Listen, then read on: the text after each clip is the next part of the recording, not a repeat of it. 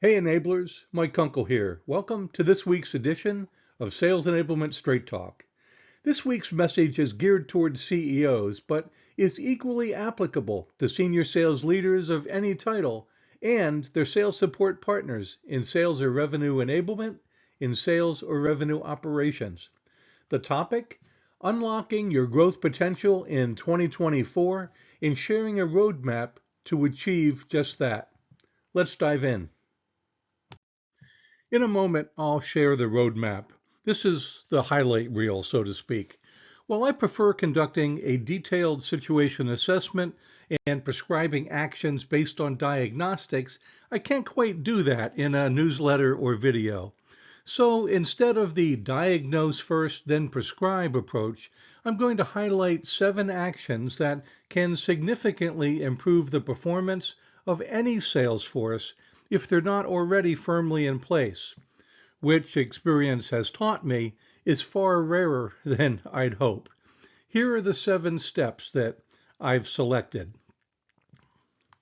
Lay a foundation of buyer acumen, adjust your sales model, align your sales process, adopt your sales methodology, support buyer decision-making with content, develop sales coaching excellence, and install a sales management operating system. Basically, I'm suggesting that you conduct an audit of these things. If something is genuinely in place solidly and you feel confident about it, feel free to skip over it. But don't skip it unless you are sure, because these elements build on each other to culminate in a significant impact when executed well. The first step is to lay a solid foundation of what I call buyer acumen. This is really a deep understanding of buyer personas, archetypes, and roles and goals. CoinOp is a big piece of that. The challenges they face, the opportunities they might capitalize on, the impacts or risks of not addressing the challenges and opportunities, the needs their situation creates, the desired outcomes, and the priority of those needs and outcomes. Also metrics, how are they measured? What are the metrics that matter for them? And budgets, what are their typical budgets and their purchasing authority? And then buying process, what's their typical buyer's journey? What are the most common decision criteria? How do buyers make their decisions? And what are the buying process exit criteria per persona, per stage? If it matters, what company size or verticals do these people work in? And what are the other pressures they face? What are their risks, pressures, preferences, or internal politics might influence your buyers? On personal factors, what emotional or other personal factors or personal needs and value drivers might be in play? And speaking of value, what is their value perception and how do they define value? If you nail this understanding of your buyers, it can completely change everything that we talk about from this point forward. With a deeper understanding of the personas, and especially their buying preferences, it's essential to reassess your sales model and adjust it appropriately. If there is friction, consider whether it's friction that serves you or the buyers. For example, helping buyers see something important that they might not yet recognize does produce some friction, but it's helpful and in the buyer's best interest to understand. Making them jump through hoops to get pricing or details about how your solution works diminishes the buying experience. There are different kinds of friction. Whether it's e-commerce, inbound, inside outbound, outside sales, counter sales, or some hybrid of those, or account management, ensure that your sales org structure and buying support is aligned to what your buyers need and want. This alignment is crucial for a seamless and positive buying experience. Do you have a formal sales process? Or Based on your sales model and go-to-market strategy and tactical plans, sales processes, plural, is it aligned to your buyer's buying process, which includes meeting their buying process exit criteria as well as your own sales process exit criteria? As an example, even though you are buyer-centric and operate in your buyers' and customers' best interest, you still need to qualify opportunities in your sales process. Get your sales process right. Be prepared that it won't always be linear. This is especially true for complex deals or enterprise opportunities. But ensure that even when you need to be agile, that your process is adopted. As with sales methodology, adoption rates over 75% have been proven to lead to higher levels of revenue plan attainment, quota attainment, and win rates. Methodology, on the other hand, is how your sellers sell. It's the framework, models, steps, and skills that they use when they're guiding buyers through their buying journey and your sales process. This is not something to leave up to chance or choice. Move out of the Wild West. Again, as with sales process, the best sellers are agile and adaptive, but also, as with sales process, the best sales performance results from having an aligned sales methodology that is adopted at 75% or greater. Get a full cycle sales methodology in place that is appropriate for your business and get it adopted. Look, this takes effort and is a large-scale change management project, but the results are worth it. For modern buyers, ensure that your methodology is buyer and customer-centric, consultative, value-focused, and outcome-oriented. And ensure that it's full cycle from prospecting clear through strategic account management.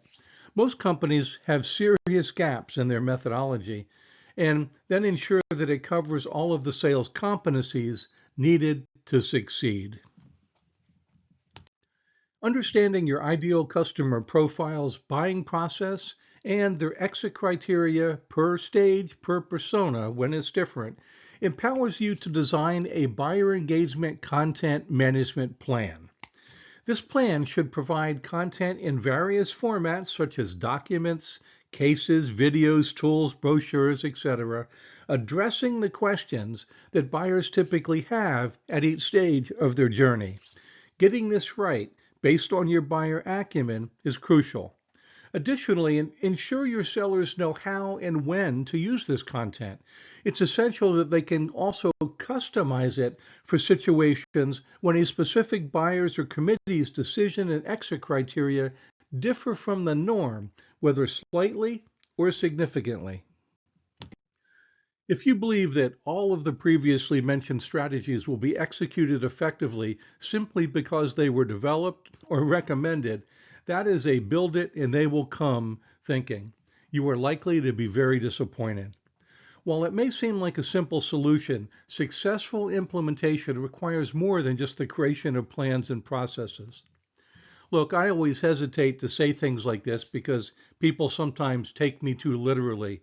But if I could only do one thing to improve a sales force, I would remove the barriers that prevent frontline sales managers from fully engaging with their teams and implement a formal, behavioral-based developmental sales coaching methodology.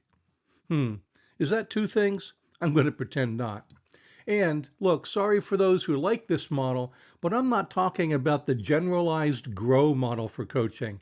I'm talking about a deeper, formalized sales coaching program specifically designed for sales coaching, something like the sales coaching system that you see here, where you diagnose root cause performance issues to target where coaching is needed to move the needle on the performance.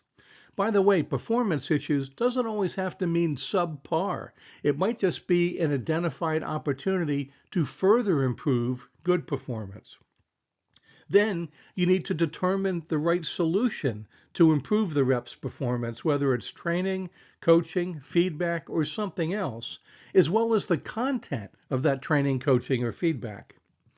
Then use effective approaches and models to train and coach, especially engaging the employee in their development and developing and implementing action plans. And then lastly, stay in a review loop until behavior changes, performance improves, and results are achieved. Probably the most critical thing and often missed in this entire journey here is that little line that goes back from results to the very beginning. This is how you get into a continuous performance improvement loop. In addition to getting into a cadence of coaching for continuous improvement, there are other sales management practices that will take your management team to a higher level. I've published an entire newsletter on this, and in the written newsletter this week, I'll provide a link to review it. But for this video, you can see the elements of the sales management operating system here, which is embedded in the larger sales management system. The operating system helps get the executive team, sales leaders, and the frontline sales managers all aligned on how the frontline sales managers should operate. Decisions need to be made here about what activities managers should be doing, the best practices for those, and then the expected cadence for those activities. It's the exact same for the team and individual meetings that the managers lead. Process, methodology, and coaching, which we've already discussed, are part of the operating system as well, which is how the business develops a coaching culture and gets into that consistent cadence of continuous improvement. And then sales performance management includes a host of things such as sales planning, account and territory assignments and optimization, quota management, performance analytics, forecasting and deal desk management, sales incentives and compensation, the coverage model, and overall performance management. Your sales force will only ever be as effective as your frontline sales managers are. They are the force multipliers and the performance levers for change and growth. You need to engage, enable, empower, and develop them, and then support them in being able to get the best possible performance from their teams. So that's it for this week. If you want to unlock sales growth and blow the doors off in 2024, these steps will help you get there. Again, this is a generic approach versus a diagnose first, then prescribe approach, but if you tune up these 7 levers and then get them all running smoothly, I absolutely guarantee you will improve your team's performance. If you need more guidance or advice, check out the remaining slides and reach out. I'm here to help. For the enablers in the audience, thanks as always for being here. Stay the course and make an impact with enablement.